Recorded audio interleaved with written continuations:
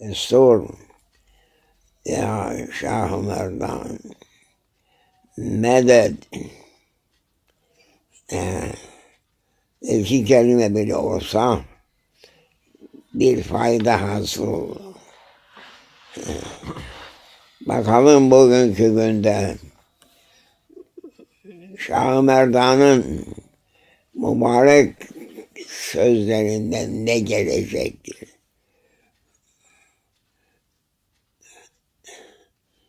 Merhaban ey Şah-ı Merdan, merhaba. Allah. Ne güzel söz.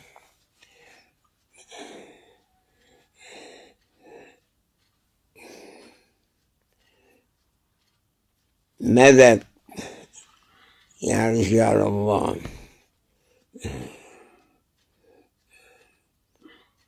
İnsana bu dünya hayatında en ziyade lazım olan nedir? Bakalım ne söyletecek Şah-ı Merdan. Ey Şah-ı Merdan, sözleriniz dertlerinize derman. Ey Şah-ı Merdan, merhaban. Ey yaram Şah-ı Merdan, merhaba. Allahümme ya Rabbi elhimna rüştena diye dua var. Rüşt. Onun hakkında buyuruyor şimdi. Şah-ı Merdan dinleyiniz. İsme'u ve u. İşitin, gözetiniz. İzâ vâitum fentebiûn. Dinlerseniz size fayda vardır. Üç kelime olsun. İfade et, istifade al. Meclisimiz Şah-ı Merdan'ın meclisidir. Ey yaram Şah-ı Merdan. Şah-ı Merdan'a muhabbetleri olan insanlar neye muhabbet oluyor? O bize edep yollarını öğrettiği için onun meclisi şerefli oluyor. Onun meclisine hazır olanlar da şerefli oluyor. Ya Rabbi kuvvetimizi artır. Rabbimize doğrudan hitap edemeyiz. Ama Şah-ı Merdan'dan isteriz. Bizi terbiye etsin. Bak, temsil yolu bu. Bu ev içinde ağaçtan bir sürü eşya var.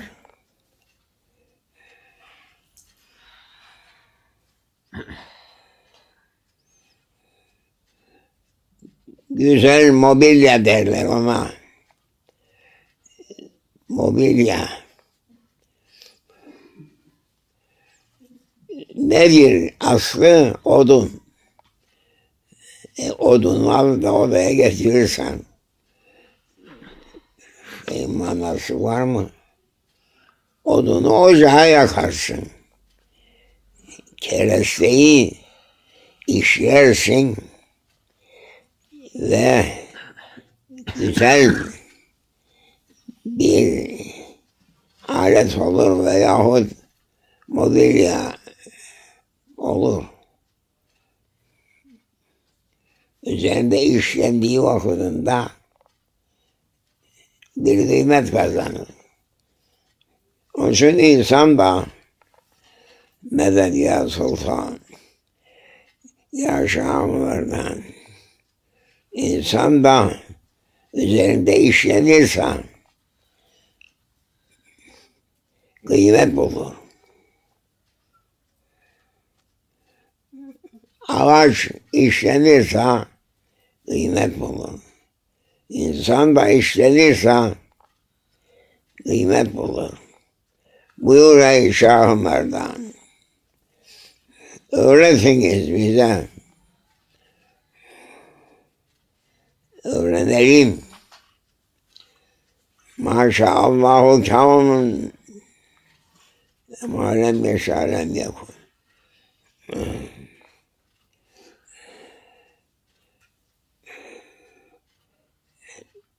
İnsanların meczup oldukları, meczup dediği nedir? Yani celb olundukları, insanların sevdikleri şey nedir?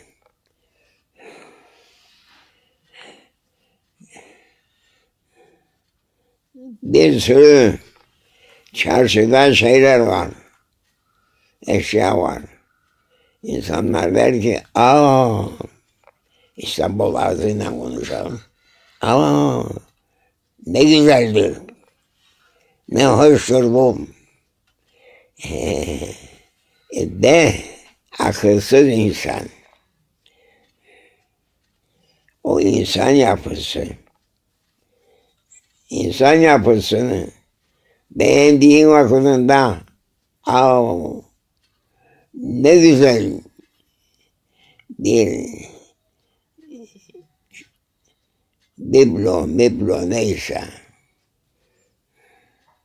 ne için onu ne güzel dediğini, çünkü o aslında odun ama üzerinde işletildi. Üzerinde işlendiği için bir kıymet buldu. Medet ya sahibi devran ey Şah-ı Merdan. Mühim bir mesele var. Şeyh Mehmet Efendi böyle kalbimize ilham veriyor. İnşallah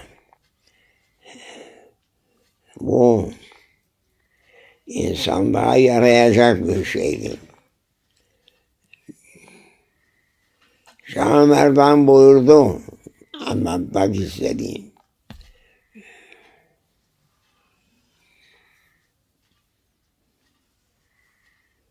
İnsanları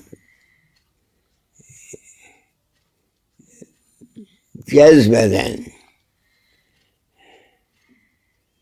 insanları şereflendiren bir noktayı söylüyor. İnsanlar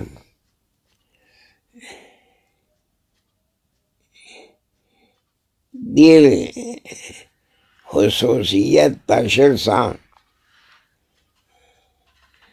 herkes tarafından sevilir, sayılır. Bu mübareklerin huzurunda Şah-ı Merdan'ın da ifade etmek istediği mesele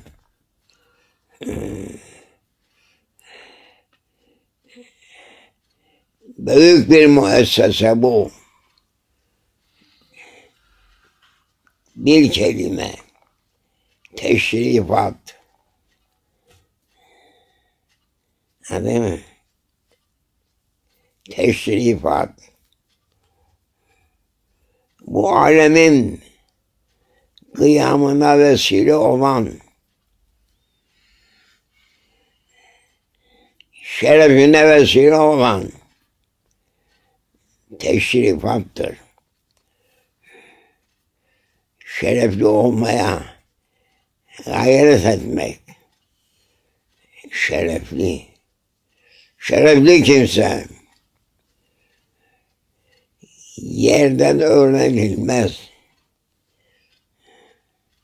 Yerden teşrifat alınmaz. Teşrifat bu bir kelime.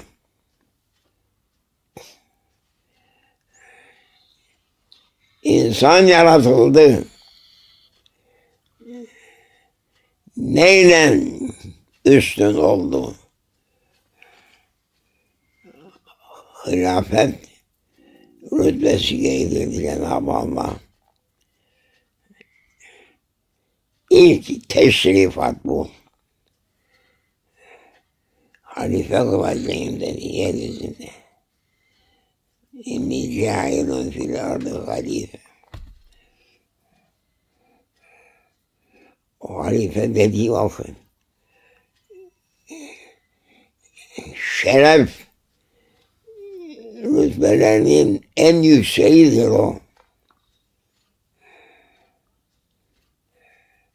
Onun için insan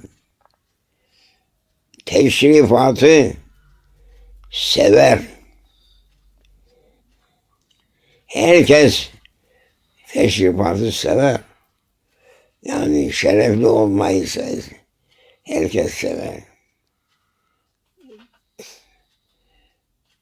Bize o şerefi Cenab-ı Mevla giydirmiş, gözetiniz dedi.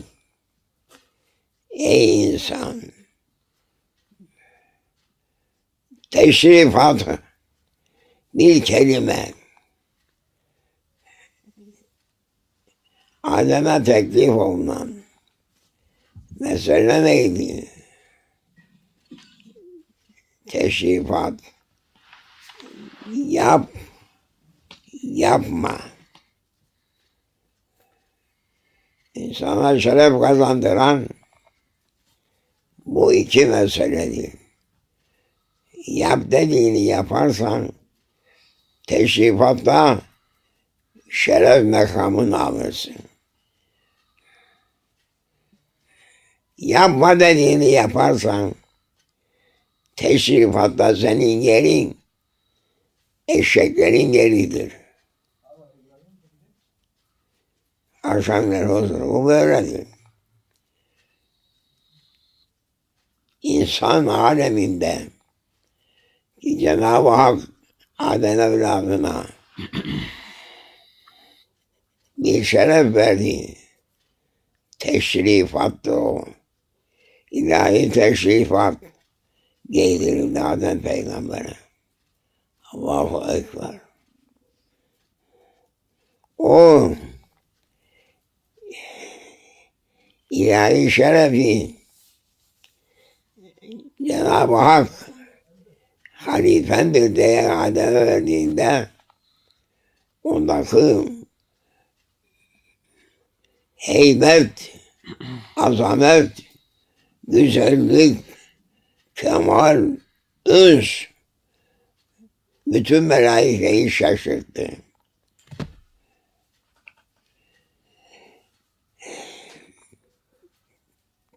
Adem Peygamber'in kainatta, kevn-i mekanda yeri neresidir? Makamı ne oldu? En şerefli yer Adem Peygamber'in.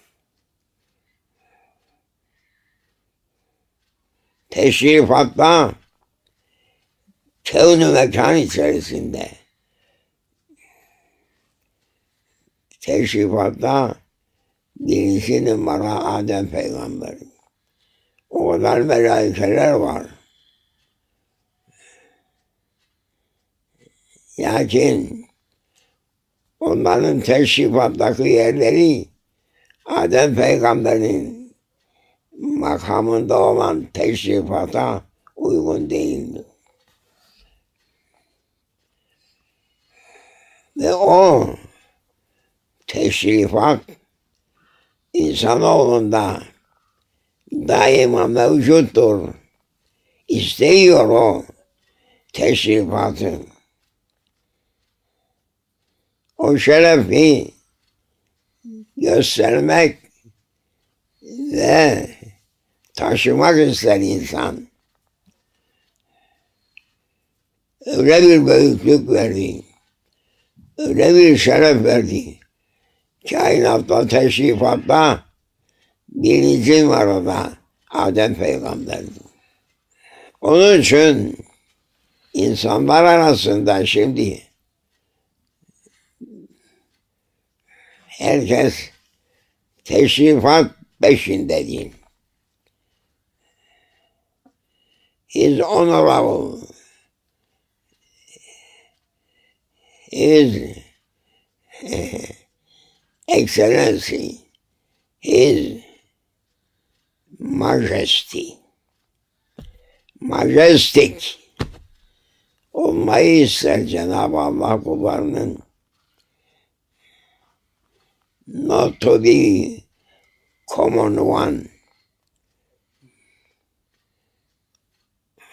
Hayvan teşrifattan anlamaz.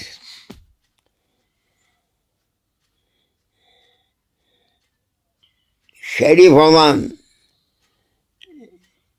kimseyi yine şerif olan insan anlar. Teşrifat bu. İlahi divanda. Teşrifat number one, birinci insandır. Melaikeler var, hepsi şerefli. Lakin number one dediği birinci numara, birinci sırada teşrifat üzerine kainatta, teşrifatta birinci Adem Peygamber'di. Maşallah. Buyur ey Şah Merdan. Onun için her zaman insan şerefli olmayı ister.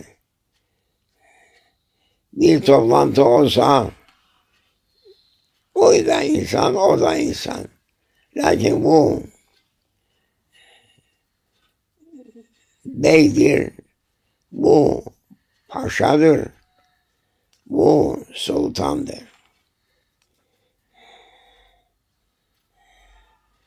Teşrifatı kaybettin mi, insanlık şerefini kaybettin demektir. Teşrifat, bu söz,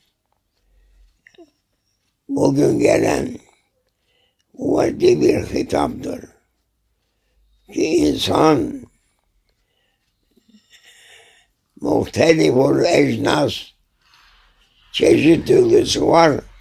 Yani her birisinin bir şerefi vardır. Onun için insan, buyur ey Şahmarlar, insan teşrifat der. Teşrifata sırası var herkesin. En mühim mesele teşrifattır. Şerefini kendini de gözetecek, başka varlıkların şerefini de gözetecek. Dünya hayatında en mühim olan onun teşrifattır. Teşrifatı bilmeyen hayvandır. Yalnız His Honorable, His Excellency, His Majesty, bunlardan bitmez. Yani bu honorable olmak, şerefli olmak yalnız bir tayfaya değildir. Lakin muhtelifun ecnas, insanların her birinin varlıkta bir şerefi vardır. Bunu bileceksin. Onun için teşrifat mühim olan, çok mühim olan öğretilmesi ve öğrenilmesi gereken bir maddedir, bir derstir. Teşrifat şeyde gösteriyorlar. Başbakan, reisler başka, bakanlar başka, baktıranlar başka, kapıda duranlar başka. Yani teşrifat sırası mecliste filan kimsenin. Herkesin teşrifatta bir yeri vardır.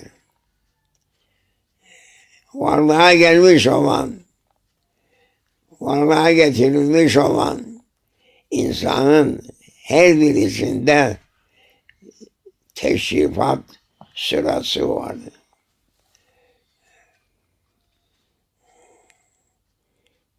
Kainatın efendisi kimdir? Kainatın efendisi kevn-ü mekanın kendi şanına yaratılmış olan Habibullah'ındır. Birinci sınıf. Onun ayağının dengine ulaşacak kimse yoktur. Teşrifatla yerlerde ve göklerde, kevn-ü mekanda, teşrifatla birinci numarada Hazreti Resul Habibullah vardır. Bunu bileceksin ve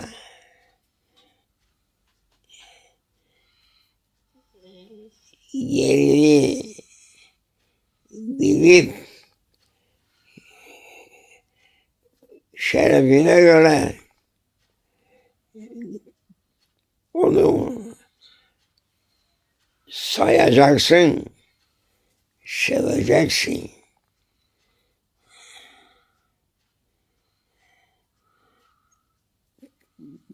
Kainatla number one şerefte kimdir? Nebi ahir zaman aleyhi efendü vesselam buyur Şah Ömer'den söyleyin. Miraç gecesi. Miraç gecesi. O teşrifatın bizzat mümessili olan Efendimiz göklere çıkarken saf melaike-i kiram saf durup selam ile şeref aldılar. Şeref gözettiler. Teşrifat. Bu geçen kimdir dedi. Musa Nebi bu geçen ahir zaman sultanıdır. İsa Nebi sordular kimdir bu geçen? Manevi alemde o gece bu kadar saltanatla geçen kimdir? Nebi ahir zamandır. Ahir zamanın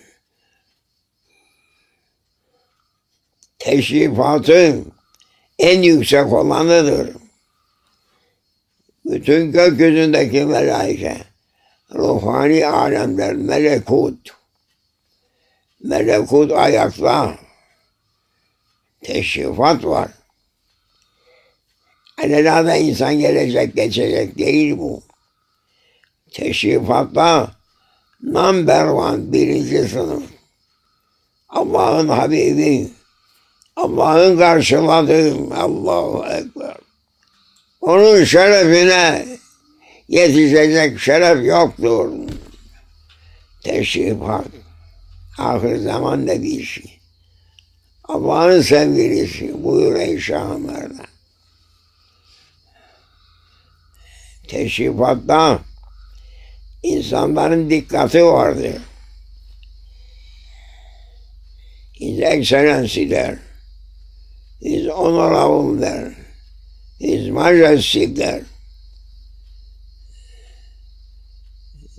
His Nobleness der.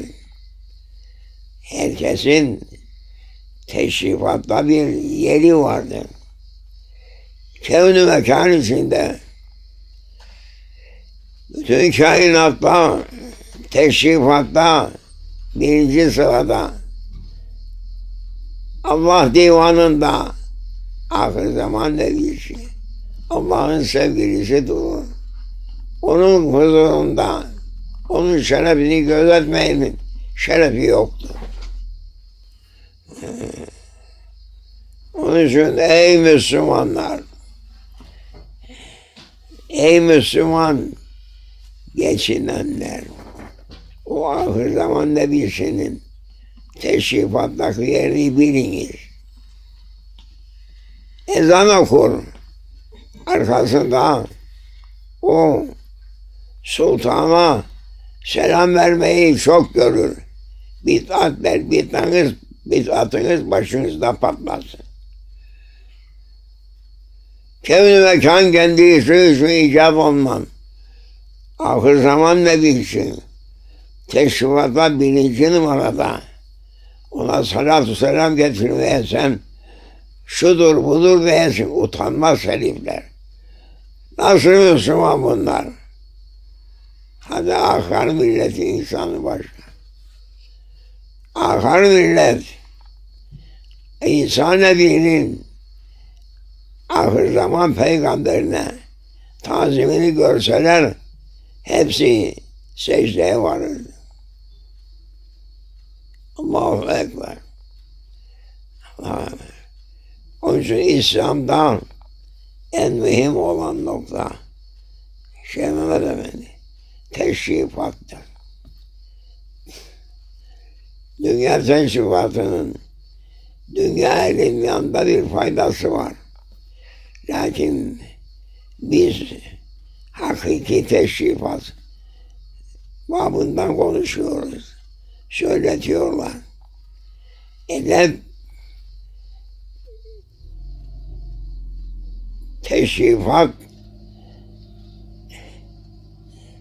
divanında en yüksek şeref kendisine verilmiş olan ahir zaman peygamberidir.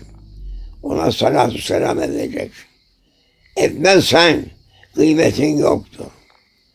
Bu teşrifat ilmidir. Teşrifat ilmini okutmuyorlar. Sen ben diyor. Sen İsa ben Musa demiyor. Teşrifat bu bir ilimdir. Mühim bir ilimdir. Şeref meselesi. Oturuyor meclislerde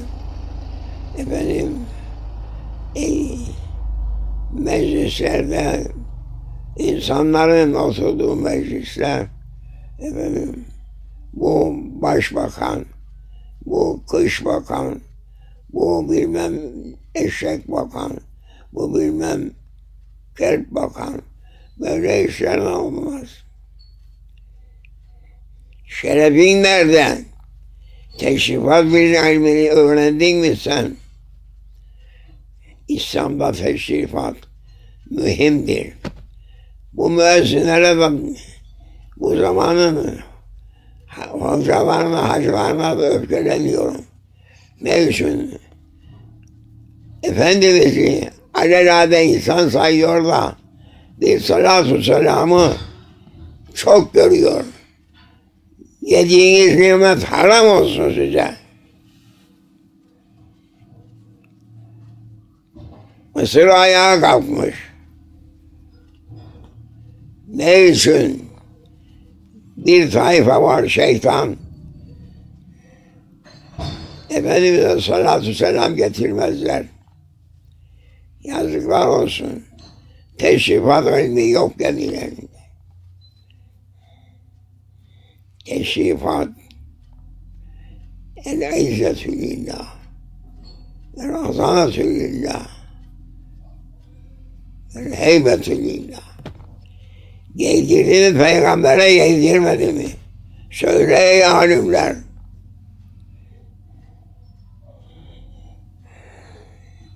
Ahir zamanda bizde giydirildi. İsa'ya giydirildi mi? Ona göre giydirildi. Musa'ya giydirildi mi? Ona göre giydirildi. Lakin en ileri şeref kimdedir? Teşrifatta number one, birinci Allah'ın huzurunda Habibullah'tır sallallahu aleyhi ve sellem. Bunu öğret ey Müslümanlar. 5 vakitte salatü selam getir. Çok deme, bidat beni başınızda patlayacak. Fitneden kurtulmazsınız.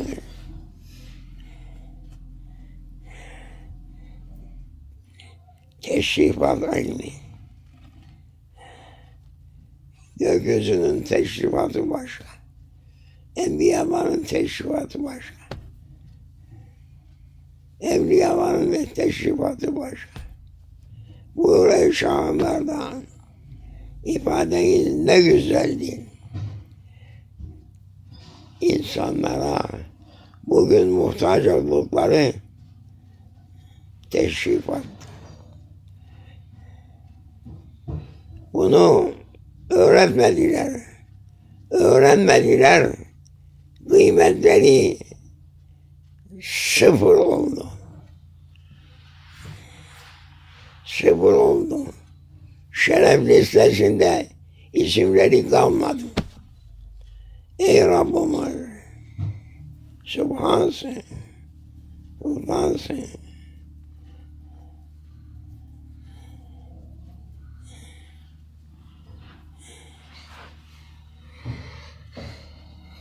Maşallah. Bu ilim mefkut olmuş. Şimdi teşrifat var.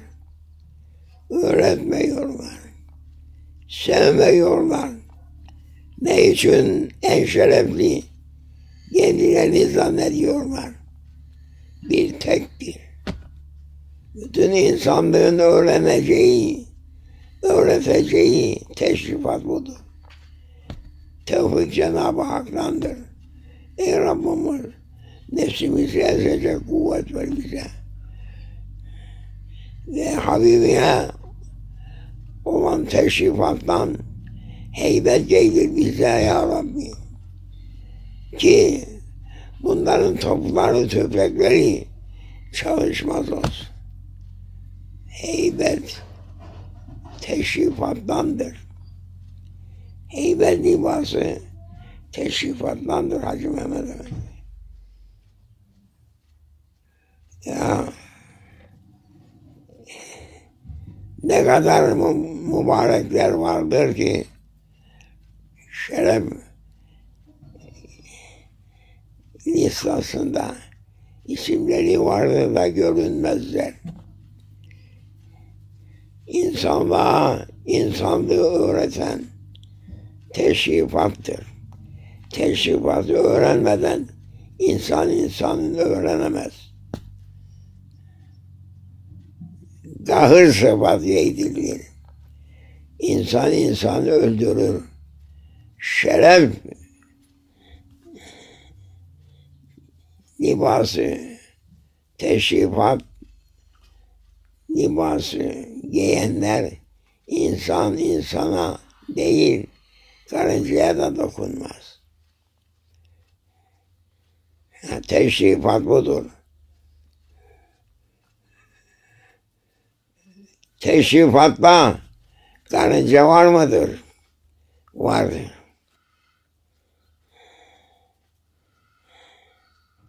Karıncanın da bir şerefi vardır. Olmasa yaratmaz Cenab-ı Allah. Şereflidir o karınca da. Çünkü kendisini yaratan Hak Subhanehu ve Teala o karıncaya da bir şeref verdi, halk eyledi. Karıncayı yaratan Rabbul İzzet'tir. Karıncaya olan senin hürmetin, onu yaratana hürmettir. Koca ahir zaman peygamberine salatü selam getirmezse birbirini yiyecekler. İman etmezlerse birbirlerinin cezasını verecekler. Teşrifattır bu. Teşrifattır. Ben Rus'um, ben İngiliz'im, ben Türk'üm, ben Acemim demekle şeref bulmaz insan. Şeref, gökyüzünden inen şereftir.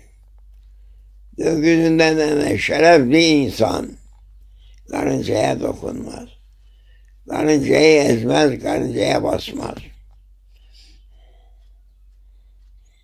Ne için? Karıncaya basması onu yaratana karşıdır. Allah yarattı o karıncayı.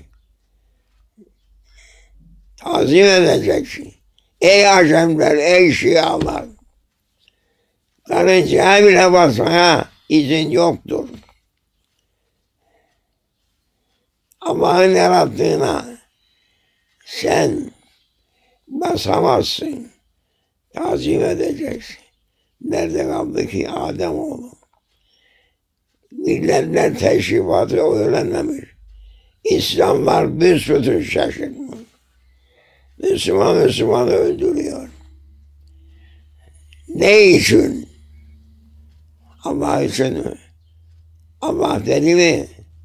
Müslümanı öldürsün, etsin, yaksın, yıksın. Yazdıysa Acemlerin kitaplarında söylesinler. Alevilerin kitabında varsa söylesinler. Ertesi gün başlarına ateş yayacaktı.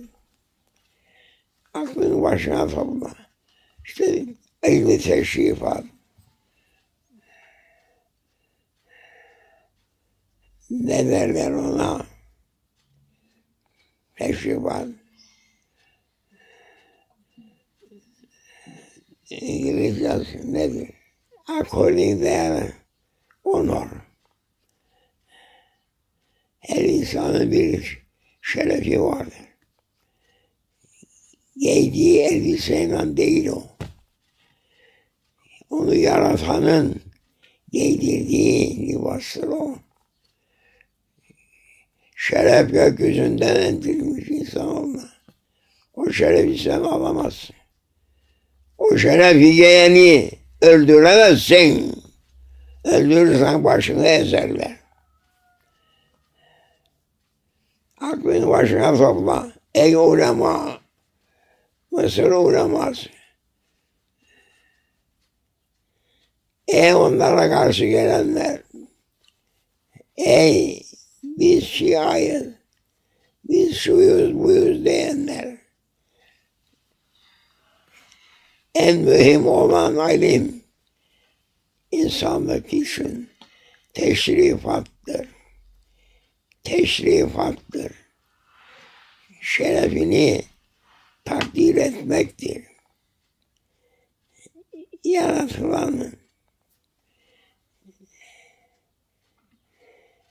Yaratılanı hoş gör, yaratandan ötürü derler. Kim yarattı bu karıncayı? Basıp ezme. Kim yarattı onu? Ki sen basasın, öldüresin. Koca insanlar. Teşrifat ilminde insanın yeri neresidir?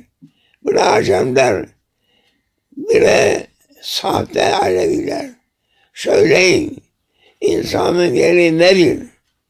teşrifatta, protokolda. Sen gökyüzünün protokoluna neye dikkat etmez? Bileceksin. Bilmezsen bildirirler. Ey Rabbimiz bizi cahil bırakanlardan uzak eyle. İnsanlığa düşman olanlardan bizi uzak eyle. İnsanlar insanlığa düşman olmuş. Ve lekad kerremnâ beni Adem. İnsanoğluna öyle bir rütbe verdi ki kimse bilemez. Bu kadar şerefli insanı ezip, yakıp, yıkıp darmadağın eden bunların insanlıkta yeri neresidir? Protokolda yerleri neresidir? Neye müstahaktırlar bunlar? Mısır'da alem toplanıyor. Bağırıyor. Ne bağıracaksın? Bağıran hamdaki hayvanlardır. Sen de sana Allahu Ekber, Allahu Ekber, Allahu Ekber ve Lillahil hamd çeksene. Hangi top sana gelir? Atanın başına düşer. Allah'ı unuttular. Her ceza başlarına geldi. Buyur ey Şah-ı Merdan. Öğrettiğiniz edep tam edeptir. Teşrifat ilmi. Ulemaya yazık ki teşrifat ilmini öğretemediler. Öğretmediklerinde yiyecekleri gırbaçın hesabı haddi hesabı yoktu. Allah ya Rabbi sen bizi affeyle Allah. O Habib-i Ekrem hürmetine teşrifatta birinci numara olan birinci makam en yüksek makamın temsilcisi Rabbul İzzet'i temsil eden kevn-i mekanda Habibullah'tır. Allahu Ekber. Bunu saymadıklarında senin teşrifatın ahırdaki hayvanların halidir. Allah bize edebi öğreten mübarek Şah-ı Merdan'dan razı olsun. İşte birkaç söz söylüyorlar. Bir parça toplanalım diyelim. Dünyayı öldürmek için gelmedim. Dünyanın zimirini toplamak için gelmedim. Rabbimize kulluk için geldik. Emin Allah'a tevfik ey Rabbimiz. Bize teşrifat ilmini öğretecek. Bunları gönder. Kuvvetle gönder. Olsun Şeyh Mehmet Efendi teşrifat ilmine dikkat edelim. Derecemiz artar. Teşrifat ilmi. Bunların protokolları bir şeye yaramaz. Kendi uydurmamızdır bu protokolları. Gökyüzünden giydirilen protokola bak. Teşrifata bak. Şerefin alsın. Ey Şah-ı Merdan. Yalanı size hayran. Bize güzel yolları gösteren sözleriniz daim olsun. Kuvvetimiz alsın. Şerefimiz alsın. O Habibi Kibriya'nın hürmeti için. Onun şerefini izhar için Fatiha.